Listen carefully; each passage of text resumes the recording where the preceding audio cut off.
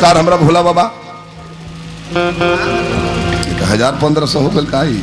बाबा हमने के भोला दानी बनौले रही भोला बाबा के हमने के ताज बहने ना भाई। हां ये पैसा माल दे दल मालूम पर हम जरूरी बरवा कनु बहने ना ले आ गेल बहन तो कोनो बात। अच्छा ठीक बाबे हातना सुंदर महफिल जलसा 2022 में मिलल ना रोलो ना जहां प्रसंग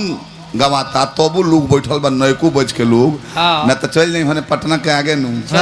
जहां कहने की तनी प्रसंग में 5 मिनट आई चला होई सरवा खत्म बा लंगड़ो उल्ड मॉडल हो गई गरियावत लोग चल देता है तो हमार जिला छपारा बा कि संगीत के नैहर हो महेंद्र मिश्र भिखारी ठाकुर यही लोग के नकल जे ना गावल ब्यास से ना हो ना इनका के यहाँ तो भिखारी ठाकुर 2 बाड़े भिखारी ठाकुर 2 एसी पैसेंजर डालो एसी पैसेंजर तने चली अब रामचरितमानस गौले बड़े तो सुदर्शन भाई तूने खोजा हमरा के यहाँ लइकावा रामे विवाह से सीखबे करेले सो हती हती लइका जन गाव तरह सो रामे विवाह जहाँ एग्जाम होई नु देगे देगे लोग के याद हो गेल राम विवाह धनसा तोरे खातिर हैची लू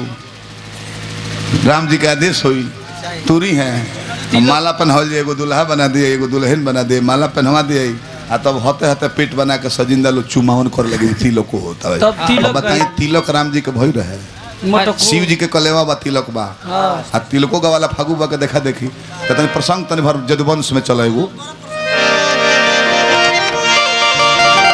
गायत्री बागे गीत बड़ा सुंदर गोलर रहा प्रसंग में लहरी बाबा के लिखल और ठाकुर जी एक के सजौले रहे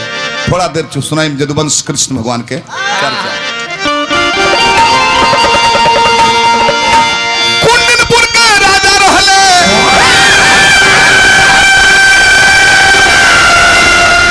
भीष्मक जी कर नाम रहे बेटी रूप मिली रहली 5 संतान राजा के कानों कान खबर भल की लड़की शादी जो हो गई बड़ी रानी जब कहली कि बबुनी के शादी कर दी दरबारी में सराय लेता रहे हमारी पुत्री के योग्य योग्य वर कहीं दिख रहा है हमारी पुत्री का जो तेज है जो सौंदर्य है उसके योग्य दुल्हा चाहिए बतियावते बड़े तलबीला बजाओ तो देखो नारद बाबा आ गए बजाओ तो देखो नारद बाबा आ गए देखले जब भीष्म सिर के झुका